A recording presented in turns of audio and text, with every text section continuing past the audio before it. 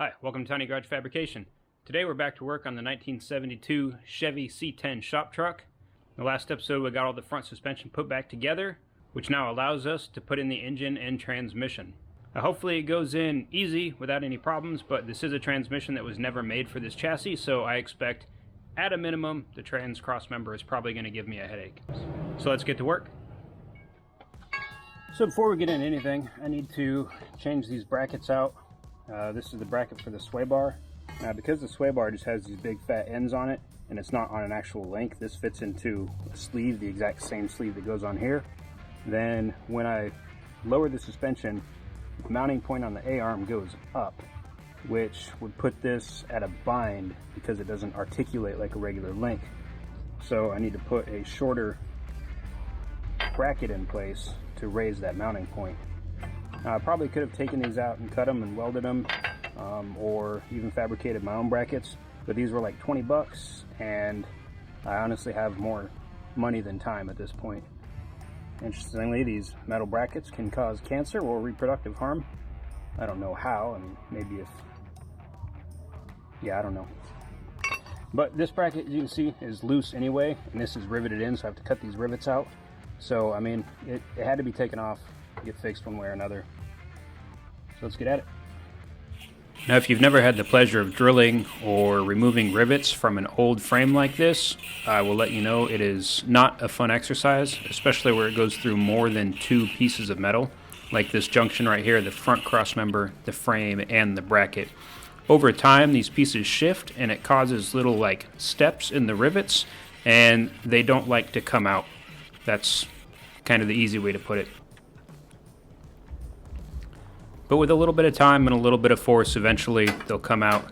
And unfortunately, this is only the beginning on this adventure. About 2 episodes later, you'll see the real struggles. As you can see here, even with an air hammer, these things are difficult to remove. But with the brackets out of the way, I'm going to go ahead and clean up these holes and put in the shortened brackets with brand new grade 8 hardware.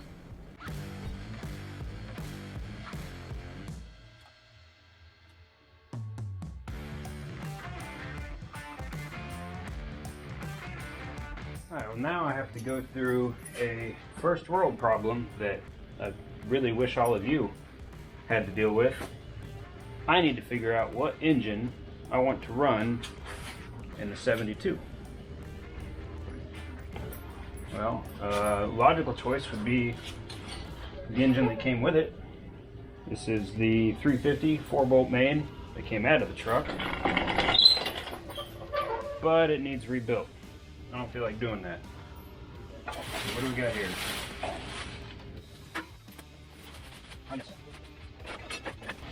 This is the L18 for the Datsun. Had some head work, been freshened up. That's not going in there.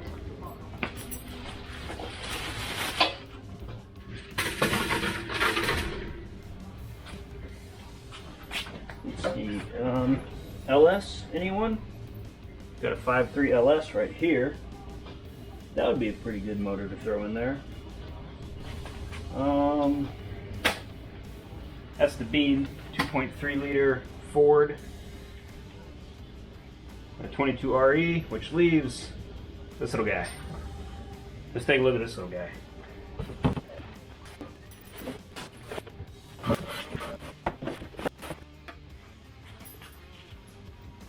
I think I'm going to use this.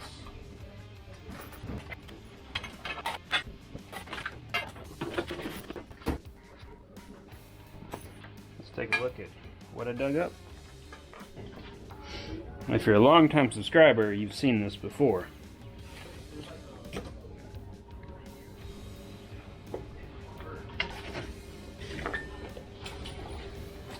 Yeah, there we go. That ought to do nicely.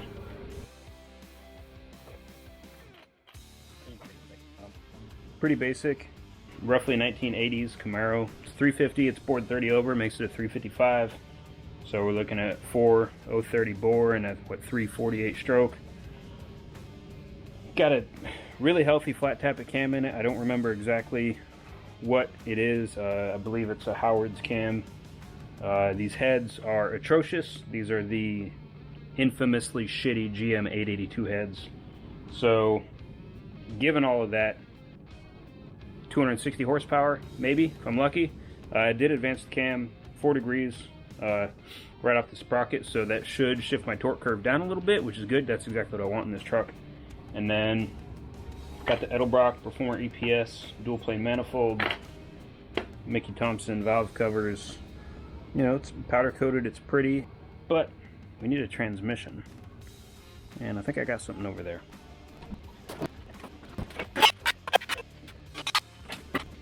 This is the New Venture Gear NV3500.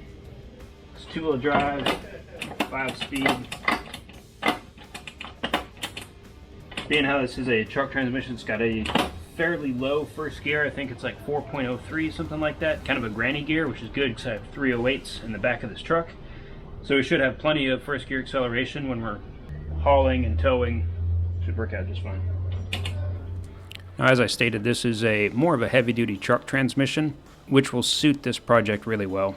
Now, the first step in getting this all in and mocked up is removing the shifter. 4 bolts, the whole thing pops right off.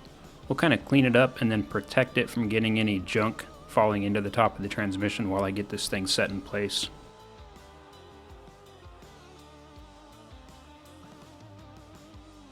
Oh, hey, a little spider. Give me 5, big guy.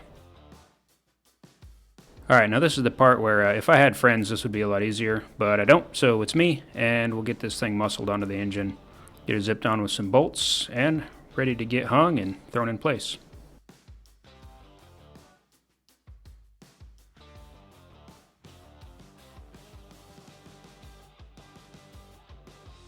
Using the engine leveler, I can get the tail shaft of the transmission pointed up or down to suit my needs. You can notice there I've got a ratchet strap going from the engine back to the engine hoist, and that just kind of keeps the thing straight in line.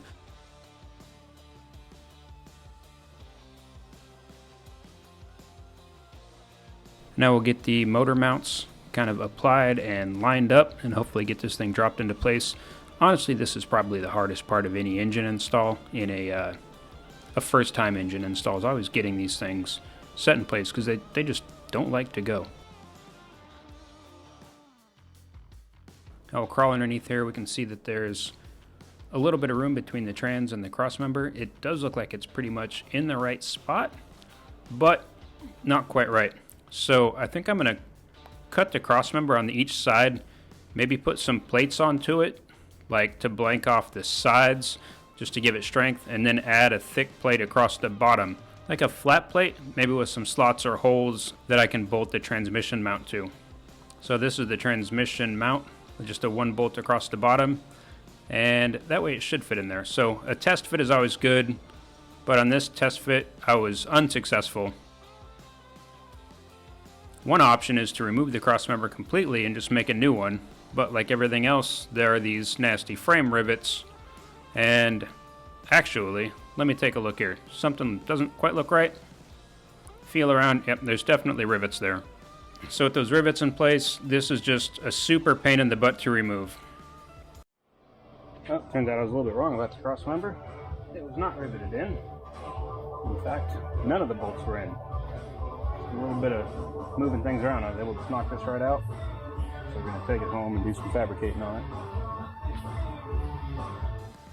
I went ahead and drew up some adapters for my transmission crossmember, and we'll get those cut out of some 1/8 inch plate here. Now I chose 1/8 inch because it's the same thickness as the rest of the crossmember, just to make everything consistent.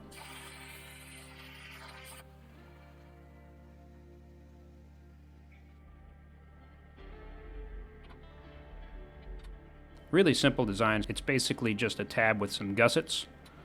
And we'll get this back to the house on my welding table and go ahead and get everything jigged up and squared up and welded together.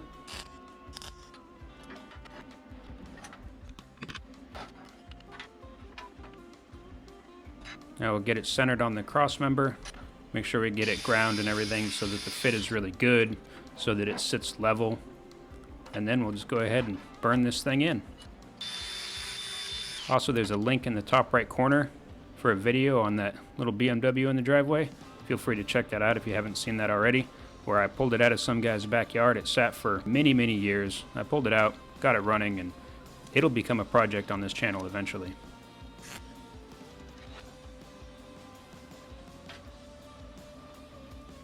And now we're all squared up. Let's just get this thing burned in real quick, and away we go.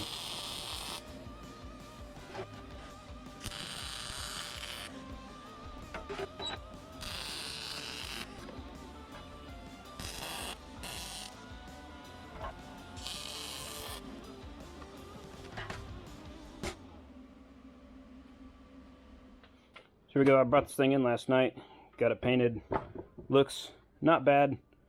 Now, when I did the CAD design on this, I made this for just over a 10 millimeter hole because I estimated that this was a 10 millimeter bolt, and it's a M10 by 1.5. But for one reason or another, it doesn't quite fit. Most likely because I probably need to tune up my machine or replace my consumables. I got some noticeable bevel there, and that's probably what it is. So real quick hit with the file, and I should be able to knock that out, get this thing to go in and move about where it needs to. Secondly, I'm going to go through and I'm going to jam this step drill through all of these holes. Right now they're at roughly 3/8. I'm going to poke them all out to 7/16. So just a real light grazing on all the holes. That should give me a little bit of wiggle room between the crossmember and the holes in the frame.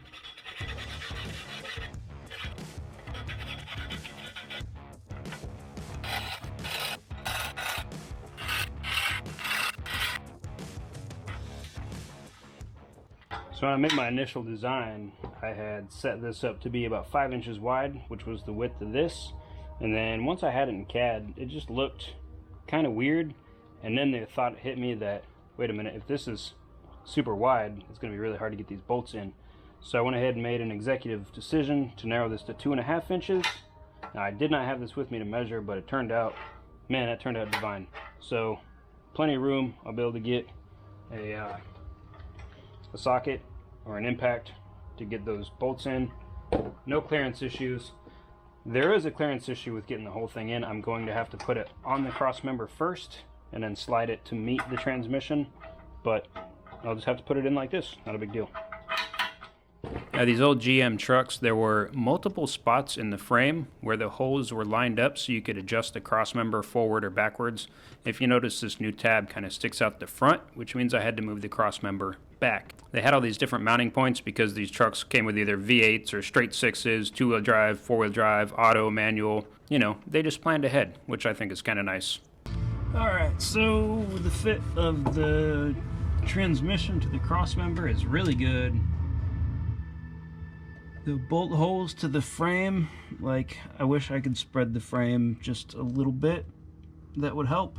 Like, so what I'm gonna end up doing is drilling all those holes again, just a tiny bit larger. Probably gonna have to drill these bottom holes out a little bit bigger too, because it just doesn't quite line up. No big deal. I'm gonna do that off camera. But this right here, this fits. It's in, and let me see. There we go. I have the weight off. Transmission is sitting on the crossmember. Bolts line up. Looks really good. Alright, I'm about to pull the engine and transmission. Before I do that, I need to get in and mark where I need to cut a hole in the floor for the shifter, so I can kind of see the shifter mount. I'm really just going to make some type of scribe lines. I don't think I'm going to be able to see that. I might need to go get something else. Alright, let's try that again. I've got a grease pencil, and hopefully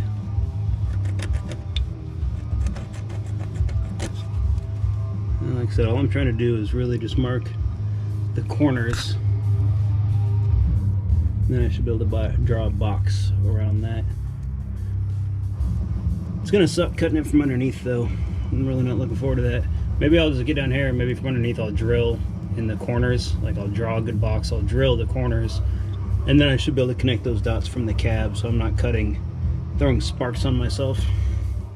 Well, I think that just about does it for this episode. I'm gonna go ahead and cut it here. I'm gonna continue working today but that's all going to be content for the next episode. We're going to get the engine and transmission pulled back out. We're going to put in the flywheel, the clutch, the pressure plate, the slave cylinder, get that unit pretty much good to go in for the last time. Jam the cross member in, get it tightened up, get the hole cut for the floor. To do that, we got to tear out a bit of interior.